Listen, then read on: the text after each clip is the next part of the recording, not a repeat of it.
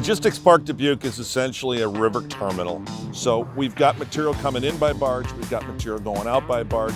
This is really a distribution point for the supply chain for the farm industry in the Midwest. Getting trucks in and out as quick as we can is our business. What you see here today is an asphalt project near one of our fertilizer sheds. We're really excited to have REGEN Fiber material blended in this asphalt today. The environmental component of it makes it really attractive to us.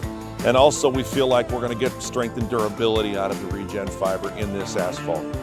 This is a high traffic area, a lot of heavy equipment, full-size semis loaded down, 80,000 pounds, wheel loaders traveling across this surface every day. And so we're looking for a really good, durable product, and we love the environmental story that REGEN Fiber allows us to tell. So we're excited to finish our asphalt project so we can get back to doing what we do. Keep the trucks moving, keep product flowing, and keep serving our customers.